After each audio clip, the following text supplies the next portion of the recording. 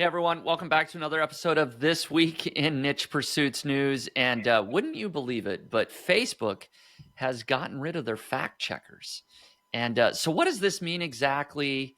Who does this impact? Why are some people really kind of angry about this?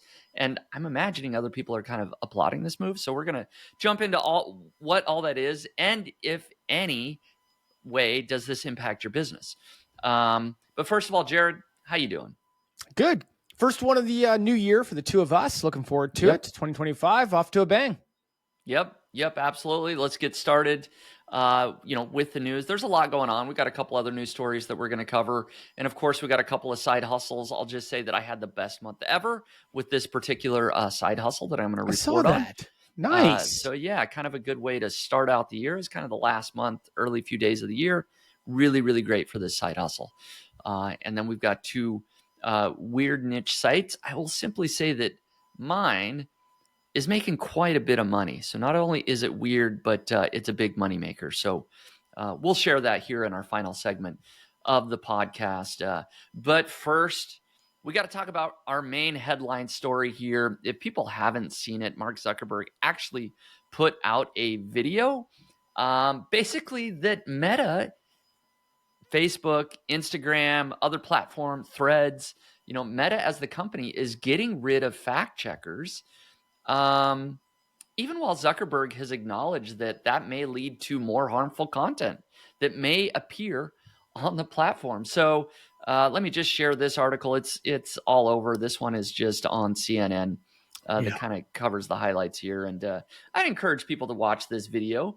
I always love seeing the transformation of Mark Zuckerberg from the nerdy geek to like the cool guy with curly hair and a gold chain, really fit doing, jujitsu and anyways. So he's out in full force in this video, but professional as always in his videos.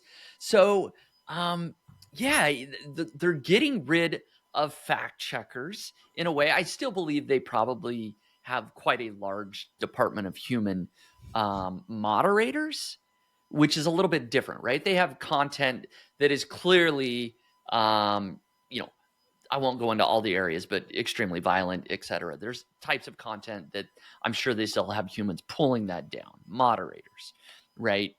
But then there's other gray area, right? You've got politically sort of biased content, things that might, target one demographic a little bit more than the other. It's not so much necessarily hate content, but it's kind of gray area content, right? Is it factual? Is it not factual, right? Maybe a classic example is flat Earth, sort of propaganda, right? Is that going to be more widespread on Facebook? It's kind of that sort of thing, right? That it feels like Facebook's going to loosen the reins a little bit on this type of thing. They're not going to fact check every news article and everything. They're going to have more widespread, or maybe it's the first thing, community notes. Yes, getting rid of fact checkers and replacing them with user-generated community notes, similar to, X, the X platform, right? And so, at least initially, it feels like it's going to be a little bit more of a free-for-all. Pre-2016, I think, is when they came in really heavy after Donald Trump was first elected president. People felt like that election was swayed heavily on Facebook, and there was a huge push to make a lot of moderation changes, which Facebook did implement. And now it looks like they're going to kind of loosen the reins on that a little bit. This gets into so many topics, right? Outside of our world of online marketing, obviously a social media platform, but we've, I think we can all have a conversation rationally about what's happening. And, we've seen social media and just tech companies in general, right? Not just Meta, but we've talked, Google has been in the same situation where they have obviously roles to play in the politics of the day. And then, decisions to make as a result of it. You talked about Meta being in the news back in 2016 and again further in the 2020. And so this does seem to be the after effects of the election and the upcoming change in presidency. I thought it was interesting that they're making a clear move, as it says here, towards community notes, which is, again, as the article said, similar to X or Twitter. And they have that. So again, if you're not familiar, like if you're on Twitter, if something is controversial or not necessarily based on fact, there will be a community note banner that appears. And I don't know how their algorithm kind of determines when that happens, but it's not moderated. It's just kind of notified, if you will. So each user can kind of make their own decision about how they feel with the moderation, with the community note there in place. Meta or Facebook has been very different, where they just remove it, right? And so the article talks with different quotes from people that are pretty new to the organization at Meta, talking about how now they've evaluated and just thought that too much good content got deleted or not allowed in the name of this policy. And so that's a big reason why they're removing it. Yeah, exactly. And of course, it is, they state this as a free speech move, right? They're kind of embracing free speech. So they're allowing more types of content on their platform. The other big thing that was mentioned in this video that Facebook is going to be doing is moving their moderation team out of California, which to Texas. Yeah. And I think basically what they said is that, hey, people in California, sorry, Jared, have built-in bias, I guess, that they're moderating things that maybe sway one way or another. To be fair, I think he was referring to being in the general Bay Area, not necessarily California, but maybe I digress. Yes. No, I'm California is a very large state, quite diverse. So you are probably correct. But they're going to move it over to Texas, which is more embracing of the free speech, I guess, thing. So anyways, I'll let people read that, but that is a move that's part of this news, right? They're going to be moving that team out of California over to Texas, maybe, save a bunch of money doing that too. I don't know what about this story I like more, watching, like you said, the kind of modern Zuckerberg on video, or watching you tiptoe around the politics of the story here. Yeah. Yeah, it's like we need to get around the dining table without the microphones and just have, a more open conversation. It's not like I have strong opinions, but you're right. We have a lot of listeners, and everybody views this differently. In fact, that is one thing that I will say that I suspect, just from my own experience. I remember a few years ago, and I don't remember exactly when this was, but there was a huge move by more conservative people to leave Facebook because of the moderation that was happening. All the fact checking. I don't remember what year, it was, but there was this big move to cancel Facebook, get off. We're moving to this other social media platform, right? And this almost feels, in a way, not only with the change of the political leadership in the United States, but almost a way to woo back these conservative people that maybe did leave Facebook, say, hey, we're being friendlier now. Come on back over. So it's almost a business move to kind of get those people back on. But what is now happening, we have another TechCrunch article that is showing that ever since this announcement, Google searches for deleting Facebook and Instagram are exploding. More and more people over the last couple of days, these are now breakout searches, like the highest searches, on Google, essentially, are people looking to how to delete their Facebook account. So it probably tends to sway towards political, viewpoints, right? That you either agree or disagree with this move. And if you don't like it, you're trying to delete Facebook. If you like it, you're finally coming back after maybe you left for a while. So it's causing a lot of, apparently, movement among people here on the social media platform. Politics aside, I think that, provided that you're not doing anything, way out of bounds, this is probably good for digital marketers. It's probably a good thing because we're constantly concerned with pushing the boundaries too far, inadvertently. In this case, filters on what content's allowed to go live and what content is not allowed to go live. I know I've heard so many stories about that, specifically with Meta, perhaps not as much about Instagram. And so I think for digital marketers, for people who are using these platforms to help grow and market a business, probably overall going to make life a little bit easier for them to do their marketing. Right. Yeah, no, that's a good point. I thought about that. Like, is this going to increase the reach of pages and groups?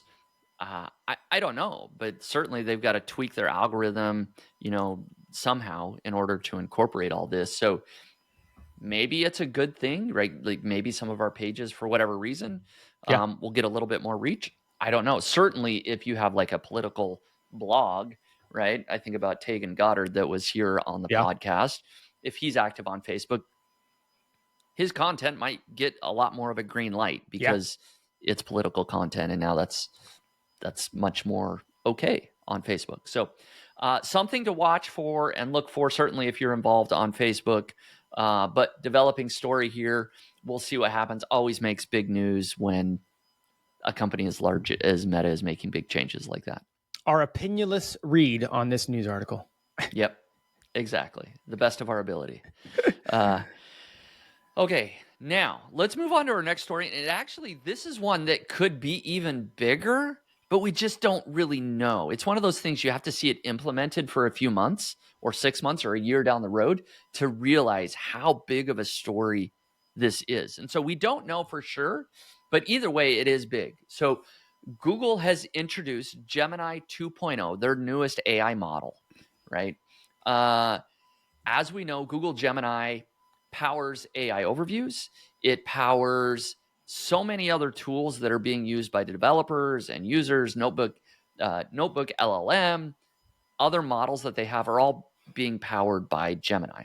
And so anytime you go from like a 1.0 to 1.5 to 2.0, that means that Google feels that this is a big update to make that 2.0 in front of it. And they basically say, hey, this model is much smarter now.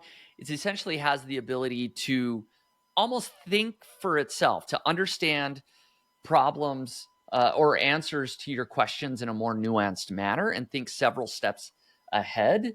And so it's just much, much smarter. And so what that means for us as users, we don't quite know yet. But it does say that it's going to enable to build new AI agents, right, that bring them closer to their vision of a universal agent. They talk about here that no product has been transformed more by AI than search. And specifically, AI overviews are powering 1 billion people, asking new questions, etc. So with Gemini 2.0, they basically do expect to use AI overviews in a more advanced manner to answer more complex queries and to target more countries and languages over the coming year. So that could be a big impact for publishers, is that, hey, AI overviews look like they're here to stay. Gemini 2.0 is making it smarter and smarter.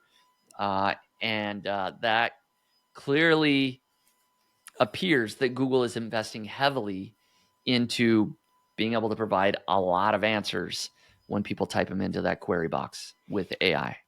Well, they told us back in May when they discussed Gemini, I believe at first, it was going to be where they put all of their efforts. I remember I was out this news podcast, which only happens about once a year. And I remember listening to the podcast. It was probably a year and a half ago over the summer. And you had listened in on one of the earnings calls where he talked about, hey, we're all in on AI, even though we're not there yet. We don't even really have anything public yet. We're in beta on this. This is where everything is going. This feels like an announcement almost a year and a half later, 2 years later, that follows in that vein. A couple other highlights I have down. 2.0 is twice as fast as 1.5. So It's significantly faster. Another thing, I was running this today with ChatGPT, and I was hitting the token limit. Remember, we've gotten this expanded token size over and over again, but I still feel like a lot of us do run into that. Gemini 2.0 has 2 million token context size. And for context, that is 16 times larger than GPT-4 right now. Wow. And so those are a couple other kind of crazy things about it. Yes, twice as fast, but 16 times the token limit of GPT-4, and I think about 10 or so times the limit of Claude right now. Yeah, and it's one of those things that we hear so much about OpenAI or Claude, right? These sort of startups that are developing AI, and it's exciting. ChatGPT kind of was the first big chat AI agent that we could use, and everybody flocked to that. But Google has been working on AI forever, right? For a really long time, and they are still the gorilla in the room, and they're developing really advanced technology. I'm not the one to say whose technology is better, but it's being implemented across all Google products, and they're investing billions and billions of dollars into this, and they're not letting off the gas pedal anytime soon on this. So it's going to continue to grow. It's going to continue to get better. By the time 3.0 comes around, who knows what the capabilities are going to be like. So as I sort of alluded to, this news actually isn't brand new. This is from a few weeks ago. We just never really had a chance to cover this. The 2.0 did come out a few weeks ago, but it's going to take time to really implement that and see how it impacts how we as the end user use it and how Google implements it across all their products. Here's a fun quote from the CEO. If Gemini 1.0 is about organizing and understanding information, Gemini 2.0 is about making it much more useful. That was a very interesting quote because I think a lot of us agreed that Gemini 1.0 kind of fell flat a little bit in terms of its usability. I asked maybe a month ago now, like on X, what was everybody using, on a day-to-day basis as a percentage of ChatGPT, Claude, Perplexity, or Gemini, and very few people were actually using Gemini. So it's interesting to hear him kind of comment about how, like, hey, 1.0 for us was about organizing all of our AI and getting all that information into a usable fashion, but it wasn't very usable. And in fact, 2.0, it sounds like from his quote, is all about making it more usable. And I just wonder if I will start using Gemini more now as a result of it being 2.0. Right. Maybe. So it really is exciting. Like, we're not an AI podcast, but just the future of the world and all the books and everything I read, right, to sort of stay on the forefront of technological advances. Like, AI is the future, and to see, like, we're right in the middle of it, of companies making very large leaps and bounds, Google being one of those. How it's going to impact our life in the future beyond just our business. Like, we're starting to kind of grasp what that's going to look like, but 5 or 10 years from now, like, things are going to just be so advanced and impacting everything that we do. It's kind of fun to follow along and be able to comment at least a little bit on it. So, fun topic. We'll be talking about Gemini a lot more, I think, in 2025. Yep, absolutely. And as always, we can't stop talking about Google. They do a lot more than just come up with Google Gemini and AI agents. They also got to pay fines every now and again. Is this a fine? Well, it's not. It's more like a bribe, almost, isn't it? Yeah, actually, that's a good point. It's pretty much a bribe. Yeah. So basically, we'll explain here. But Google has sent $100 million to a journalism collective, right? This is in Canada. Basically, Canada passed something, the Online News Act, is what it was. And in 2023 too, by the way, I believe they passed it. So this, okay, the act isn't new. What happened recently yes, is what's new. Yeah. Yes, exactly.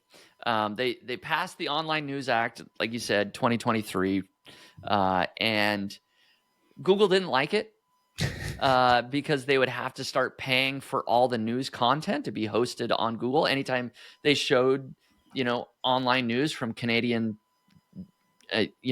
journals or magazines or websites, they would have to pay for that, like have a user fee, and they didn't like that, and so they sort of, I imagine, right, there was a lot of backdoor talking, and in order to become exempt from that law, so Canada passes the law, but Google finagled their way to say, you know what, Google should be exempt from this law, and in order to be exempt, we'll pay you $100 million to go to this Canadian news outlet collective. So that's the news, is that Google has paid $100 million to this sort of third-party collective so that they don't have to follow the law in Canada. I mean, that's really what's going on here, right? It's like the gatekeeper. The gatekeeper, right? So as long as you've donated your funds, we'll turn the other, we'll look the other way, as far as this law that was passed. And the committee, I guess it says the committee sort of steering all this is 12 independent media outlets, right? So it is, it's publishers, probably mostly larger Canadian publishers, right? But what they get, they're estimated to get, they're going to disperse all this funds, the $100 million, to receive almost $14,000 per full-time equivalent journalist. Yep. Broadcasters will receive about $6,800 per eligible worker. Small print and digital outlets can expect to receive about $17,000 per journalist. So there you go. Some Canadian, news outlets are going to be getting these funds dispersed to them out of this $100 million. I feel like I'm now drawing these comparisons everywhere. And it started a couple weeks ago, Spencer, when we were talking about your Facebook bonus program and how you made a bunch of money. Mm-hmm. But then we looked at the fact that really you'd gotten your Facebook stuff in front of like 3 to 5% of the United States. And so it didn't feel like very much money anymore. Right. And then I think it was last week or the week before, I was talking about my Amazon influencer sales in December, and I made a bunch of money. And then I realized that I calculated the revenue that I made Amazon. It was $1.4 million. I'm like, boy, it doesn't feel like I made very much money anymore. And 100 million sounds like a lot of money. But then when you start to think about these companies employing these people to make this content, to produce it, and they're only getting $13,000, $14,000 from this, and all of a sudden, it doesn't feel like very much money anymore. It's not like anybody's getting rich off this. No, I don't think so. It's not like one guy that, is a solopreneur is getting $100 million. So nah, it's going to come and go within a few months. They're going to pay their employees, and maybe they got a little extra in the bank. But it's a small win for them, right? They fought the big gorilla of Google, and they won. They had a small win. They are actually getting paid for their content. So will that trickle into the United States? Will it trickle into other countries? I know that other countries are certainly in Europe, and certainly Europe, European countries. They'll use this probably as a landmark case for them to, hopefully also score financial aid and assistance for it. Yeah. So more to come on this. We'll keep talking about it, share what we know, but just interesting, right? That companies are getting paid for the news that they share to be published on Google. So you kind of brought up side hustles, right? Just, briefly there. And that's our next segment here. As a host, I just always think in transitions, Yeah, we're going to do it. We're going to transition right into our side hustles. And as I teased, I've had a pretty big win, my biggest month on my side hustle. But Jared, I'm going to let you go first. What do you got going on? Oh, boy. All right. A couple of things that I thought I'd point out. So normally it's the second week of January. I'm probably not talking Amazon influencer for a couple months because we know that in an e-commerce space, and Amazon being the biggest one, sales really drop off in January and February. Yeah, you've got your, niche stuff that sells better, like health and that sort of stuff in January. But really, most of the retail world kind of disappears, until later in the year. And so last year, my earnings on Amazon Influencer dropped accordingly, right? I had like over $4,000 in earnings in November, over $4,000 in December, and then under $1,500 in January. Now they rebounded, by March, they were back up to the $3,000 or so mark. But so I went into January this year expecting obviously the same. I mean, buying patterns haven't changed that much over the years and stuff. And I just every day wake up and I'm like, what is going on? So today's January 9th. That means we have 8 days worth of data, and I've made over $1,100 on the Amazon Influencer program in January. Wow, you're way ahead of last year. January last year was under $1,500, so I could break January last year within the next couple of days. Right now, I'm on pace to do well over $4,000 in the month of January. So I'm sure people who put a lot more time and effort into influencer might know why. Maybe it's a carousel thing. Maybe they have, more videos in the carousel, or maybe it's just a me thing. And a couple of my products are just doing really well in the month of January. Honestly, I haven't even looked. I've been busy with other things, but wow, what I expected, Q4 to be good and my December earnings to be good and stuff, but I was not expecting January to be going so well. That's awesome. That's a really good sign. Have you been publishing any new videos? I know you did some around Thanksgiving and maybe over Christmas. I can't remember. I did some in November. I've recorded some since January started. I haven't uploaded them yet because I'm just waiting to do all of them at once. So I've recorded a few. I've got a few more to record for this month. But if you just look at straight uploads, I haven't uploaded anything since right before Thanksgiving. Yeah. Okay. That's good. So if you were to look to the rest of 2025, almost not necessarily like goal setting, but what are kind of your plans for the year? Are you going to go bigger with Amazon Influencer? Are you going to keep it status quo? What are you doing? It's funny you ask. I every month send out a recap to my newsletter about Amazon Influencer and where it's at. And at the bottom, I was like, what am I going to, it's kind of the big question. Like, what does 2025 look like? And I said, and I'll say it here, exact same as 2024. I'm not going to change a thing.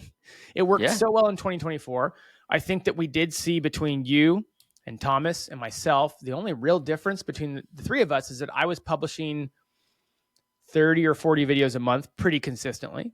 And you guys both took your foot off the gas, which is fine. You guys put your time towards other side hustles, as you both said, but your earnings dropped a lot and mine kind of stayed about the same. So I'm quite happy doing 30 to 40 videos a month and keeping things about where they're at. It would be very difficult for me to scale any bigger because I'd have to find new ways to get access to a bunch of product, which is possible, but it would take a lot of effort. And I think I'm really happy just continuing to do videos about the stuff that we get. And, when I have time, pop down to the neighbor's house or my parents' house or something like that. Yeah. Do you happen to know off the top of your head roughly how much you made in 2024? Yeah. I made over $40,000, somewhere between $40,000 and $45,000. Okay. All right. I mean, that's a full-time gig. I was going to say for some people, that's that's no joke. That's depending on what country you're in, obviously, depending on what state you live in the United States. I mean, that changes exactly how far that goes, but that is full-time income for a lot of people, and certainly great side hustle income. So very happy with it. But I wasn't expecting that in January. So I did do something this week that I was going to talk about. That was going to be my feature thing. I launched a new side hustle this week. Of course you did. That's awesome. So a little bit bizarre, but this is going to tie nicely with our weird niche segment. I finally got fed up. I got tired of us talking about all these really, really niche calculator websites that are getting bucket loads of traffic. And so I purposed in 2025 that I'm going to publish and start 5 calculator websites throughout the year. Wow. And I got my first one live this week. That's awesome. 5 for the year. And how long did it take you to launch this one that you've launched? So it was Monday night this week, and we got the kids to bed, and my wife's like, I got a bunch of stuff to catch up on. And I was like, oh, I thought we were going to hang out. And I was like, okay, cool. I was like, what do I do? And I'm like, let's see if I can crank out this calculator website tonight. So myself and ChatGPT, I had it live in about an hour and 15 minutes, did a little bit of troubleshooting, added a bunch of CSS to make it look nice. And it was live, and tested by that night. You got to be kidding me. That fast? Yeah. Yeah. And, we're not going to share the website, but you did share it with me before the podcast. And it's a nice looking website. I mean, it's simple, right? But it's clean, right? It's quite obvious what you're supposed to do. Frankly speaking, it looks a lot nicer than most of the ones we feature that are getting tons of traffic. That is a good point. I mean, it doesn't look like it was built in 1999 or anything, right? The bar is low. The bar is very low. The bar is pretty low with calculator websites, right? So it is a nice looking website. So What's it built on? Like, It's is just it all WordPress? No, it's just an HTML install. So I didn't even put WordPress on the side. I just Yeah. dumped the You just HTML said code straight. ChatGPT, yeah, Yep. give me the code, and you copy pasted. Yep. Just copy pasted it in. Didn't even do a Wow. WordPress install. I suppose I could if I wanted to add more pages and make it a little bit more WYSIWYG and easier for people to update, but it's just HTML. Wow. That is gets the wheels turning. So I don't really have a great plan for how to get this, okay. Tons of traffic. To be fair, it's a very niche down topic. It's like a niche of a niche of a niche in terms of calculators. So I don't anticipate huge traffic. The reason I want to do 5 is I want to do 5 in, we'll call them lower competition, not high search volume, but lower competition, and just like watch and learn and see if I can pick up anything that works versus doesn't work. And then once I learn a little bit more, maybe go for something more difficult or more competitive. But and the reason for 5 is because, like, if I just do 1 and it goes nowhere, it might have just, as we know with websites these days, especially ones you're not putting a lot of time and effort into, it could be any number of factors. But if you do 5, you can kind of see if like 1 catches, and you just get a little bit more irons in the fire. And to give people an idea, I mean, this is essentially an exact match domain. Yep. Right. Good point. EMD. Yep. For sure. I assume you kind of looked at this keyword and said, "Oh, that's available. Let's do that." That was my first choice, and I was like, "Oh, yeah, maybe I should do this project." Yeah. So, and again, to give people an idea, like what I did was I first off took all of the calculators we featured in the Weird Niche segment. I put them into a doc. I did my own over the last couple of months. Every time I needed to calculate something, I'd be like, "Oh," and I go dump that idea into this doc. And so over the course of a couple of months, I had a list of about 15 or 20 different calculations or calculator websites. And then I just dumped it into ChatGPT and started brainstorming with it. That's awesome, man. You're so efficient and effective. You're like efficient, not always effective. Well, we'll find out if this was effective. We'll find out. As we all know, everyone will find out how effective I am over the course of the next year or so. Yeah, you'll have to share. I'll check back in on you. But efficient, yes. I was like, hey, if we're going to do this, and ChatGPT makes it so much easier. I'm sure a lot of people listening have all the chops needed to make a website like this, but I don't. That's so cool. And, it was amazing when I just dumped it on there and then I went to use it and it worked. I was like, oh my gosh, I can't believe it. Yeah. I've got at least 2 or 3, like what I would call pretty decent ideas of very simple websites that fit in the weird website category. They're not calculators, but they're kind of similar. That, with ChatGPT, I could probably do it all myself in a few hours. Yeah, right. I mean, like literally took it. When I say an evening, I mean like an evening after the kids went to bed kind of evening. Yeah. Wow. Awesome. That is so cool. We will check back in on this when you're ready to share. People follow along. Jared's doing good stuff over here. So. If it goes really well and I get a little bit of a moat around it, I don't think I'd have a problem sharing it. But at this point, it's such a baby site. Like, I think I'll just keep it private for now and share about it from an anonymous standpoint. But I think a lot of people will still be able to learn a lot just by the updates in the future. So I think so. That's good. Hey everyone, Spencer here, founder of Niche Pursuits. Are you adding a new internal link pointing to each article you publish? You should be. Ever find it time-consuming and a bit overwhelming? Remembering what content you published and deciding which anchor text to use can be a real headache. What if there was a better way? Well, that's exactly why I created Link Whisper.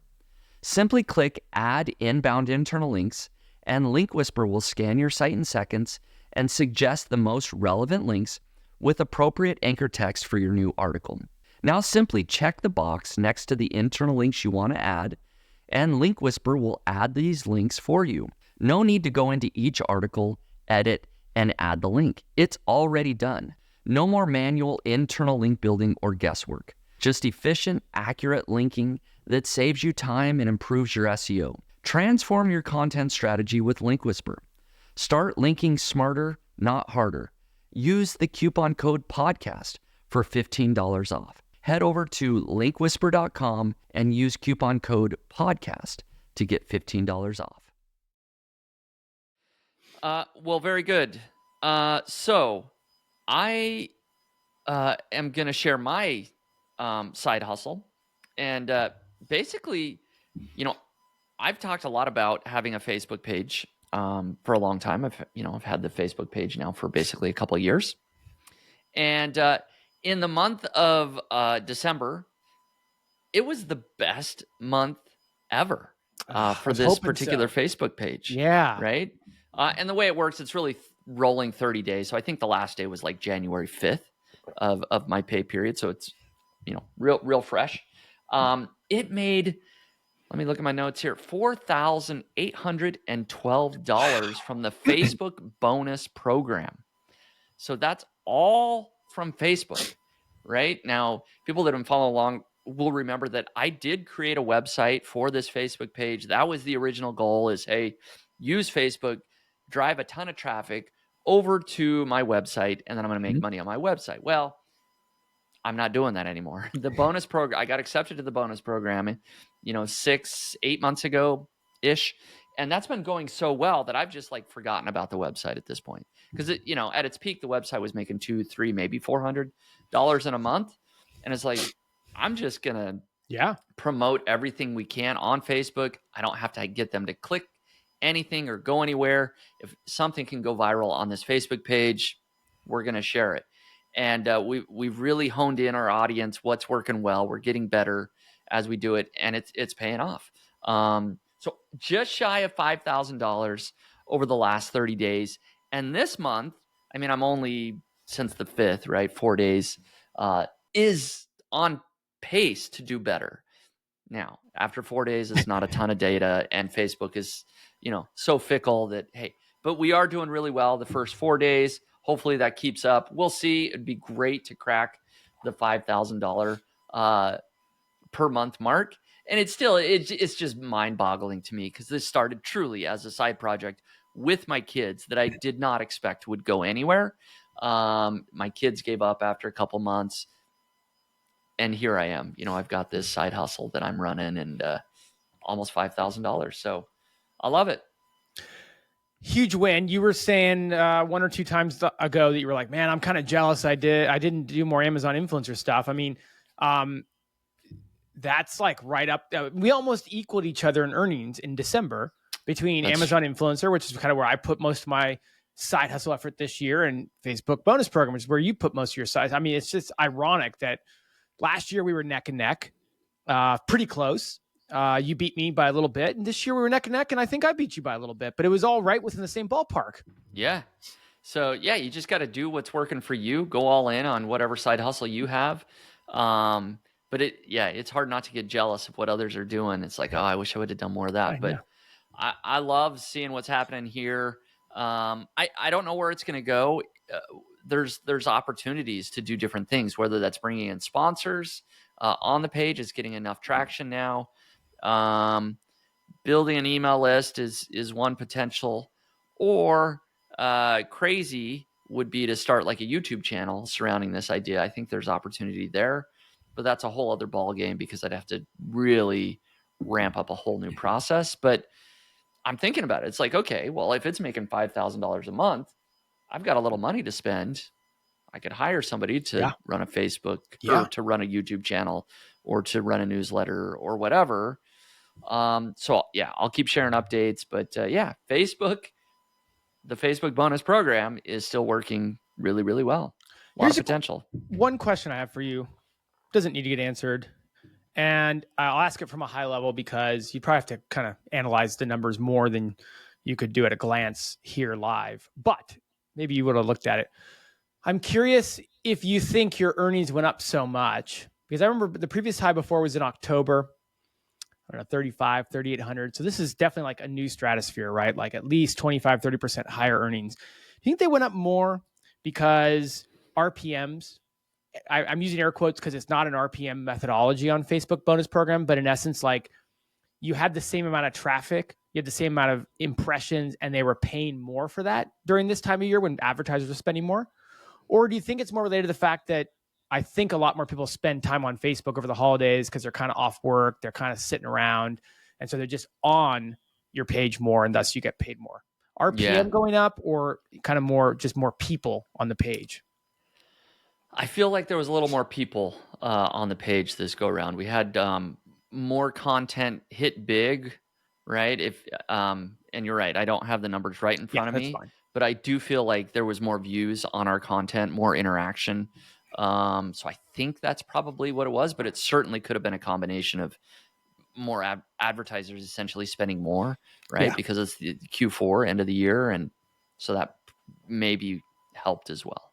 So yeah, it's just so interesting as this bonus program ages, and hopefully it stays around for a while, and content creators continue to get paid for keeping people on Facebook. But as it starts to be around for a while, people are going to start to be able to connect the dots and kind of learn more advanced strategies for, hey, this time of year, this is what we see. So do more of this, do more of that. Mm-hmm. This time of year, do a little bit of this. So it'll just be interesting to see people start to connect those data points. Yeah. Yep.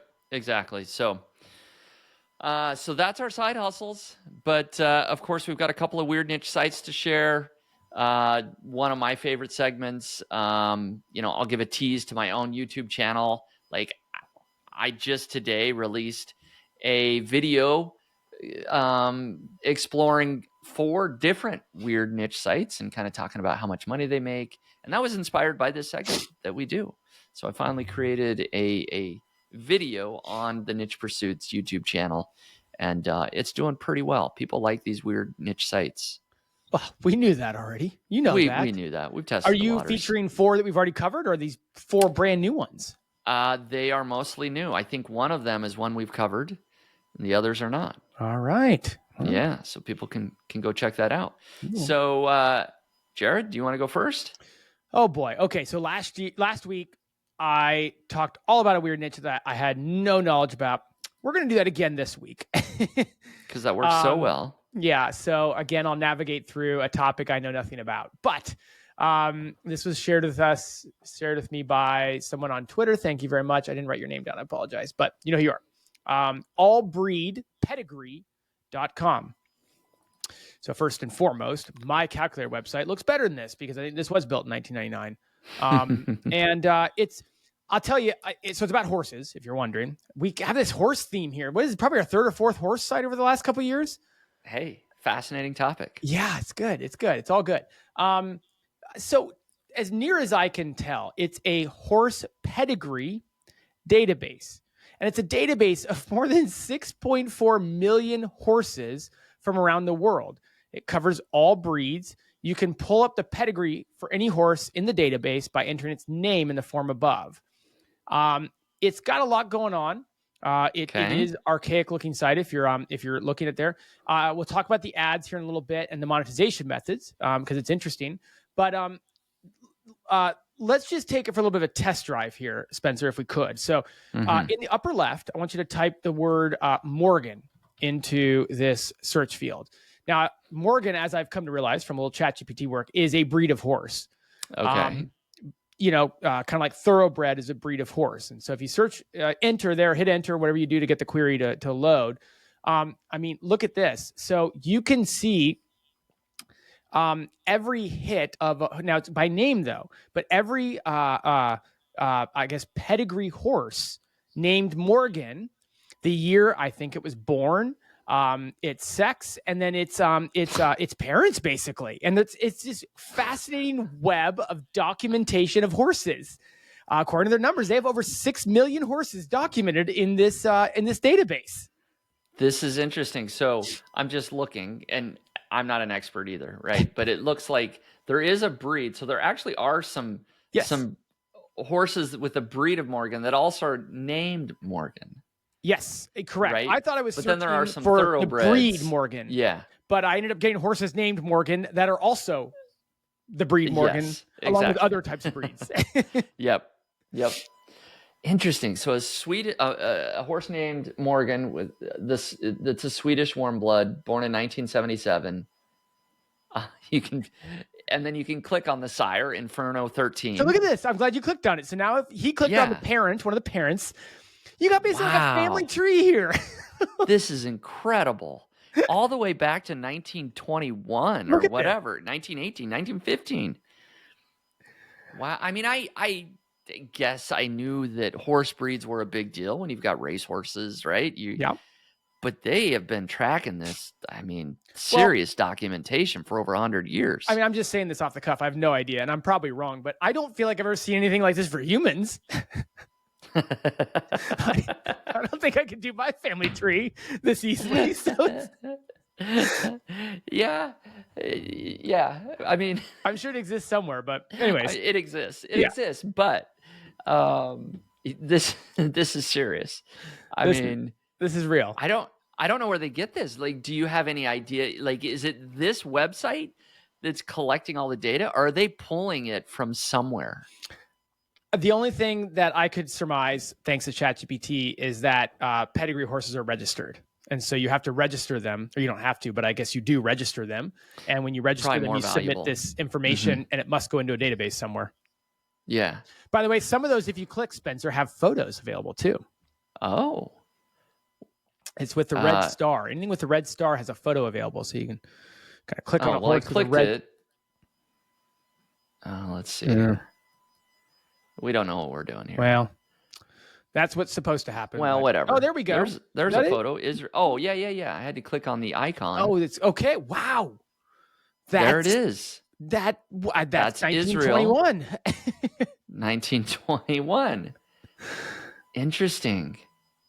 I don't know where you get the other photos, but well, look at that. They're supposed to have. Maybe you click in there and then hover over. There you go. Oh, that one's not working. Broken. Yeah. 1881. They have a photo of it. Oh my god! Look at that. Is that from 1881? It is from 1881. We could just keep going because here 1831 Glencoe. And there it is. Gosh, we're almost in drawing. Like, is that a drawing? That's like pre-Civil War. That's incredible. 1790. Like, okay, we could just be here for hours. Like, how far does this go? 1790. 1790. That's a drawing. Look at that. Well, they didn't have cameras back then. No, they didn't. It was like 1840-ish. Yeah, 1840. When daguerreotypes first came into play. But I should know that as an ex-photographer. This is incredible. Wow. This is 1970. Newmarket Second Spring in 1794. 1790. I'm sorry. 1790, not 1970. King's Plate at Salisbury in 1796. Well, we can keep going. Like, every time I click on this, it's going to go back further. 1715. Right? There's 1670. So we're still going. Oh, that's 1633. That's as far back as thoroughbred this lineage went. Wow, that might be further than your own personal genealogy, Jared. God. That is very possible. How does that make you feel? Like, wow. This horse is tracking its great-great-grandparents more than you are potentially. So this is fascinating. So it makes a little more sense, I guess. I mean, monetization. You see a couple ads. You got a banner in the header. You got a banner in the, I guess we'll call it footer. It's not really footer, but a banner on the page below the genealogy, and you got a banner on the right side. So you got a couple banner ads, but they have a membership. Or a subscription service. So you get a free service. And again, this is where all my knowledge breaks down, but the free service comes with some stuff.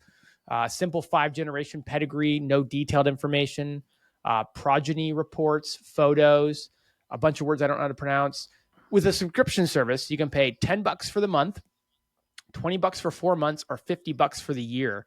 And then you get a lot of stuff that I don't really know much about. Line breeding reports, hypothetical matings, female family, 5 to 9 generation pedigrees. Anyways, so wow. And if you want, you can pull up the Ahrefs for it. This is not a small site. If you took a look at it and you're like, oh, this is just some small niche looking site. Granted, we know how deep it goes, but this is a DR79. Wow. You'd expect it to rank for more keywords, only 40,000 plus keywords at that rate. But you can also look and see, I don't know if it's up on your screen. Let me see. Yes. Yeah, it is. Look at that jump there in early 2024. Oh yeah. It doubled in traffic. Yeah, it did. It doubled in traffic. So most of its best keywords are for its brand name. So clearly people are searching for its brand name, and that's kind of the best keywords it has. But it does rank for various pages and various search queries. So you can see there, it's a DM Sissy Heyday. It looks like a search query for URL. Ranks number 1 for that. I don't know why, but that's a searched name for a horse, maybe a famous horse. Rising Sun 8, so it's interesting.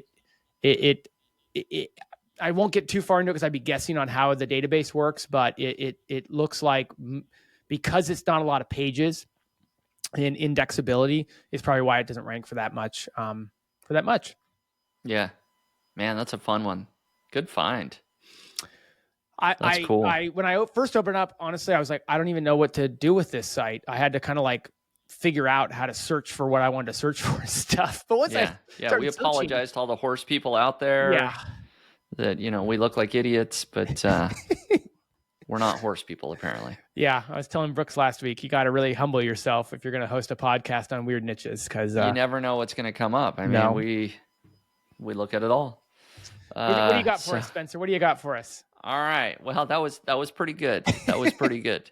That one's fascinating, actually. I kind of like that one. That's good. So this one, Jared, have you ever wanted to ask a genie a question and have it guess what you're thinking of? That's what this website is. It's akinator.com, and it's a little mind-reading genie. Oh my goodness. You come in here and you hit play and you think of something. So let's, we maybe won't do a whole thing. I got a calculator sitting here. So we're going to think of a calculator, right? You say, okay, yeah, it's an object. Does it work with electricity? Yes, it's got a battery, right? Does it contain? No. Anyways, you go on and on. No, it's not bigger than a guitar. We won't go through the whole process here. Except maybe we'll skip this one. All right. And then eventually it hopefully guesses what you're thinking of. And it just goes through a series of questions. And,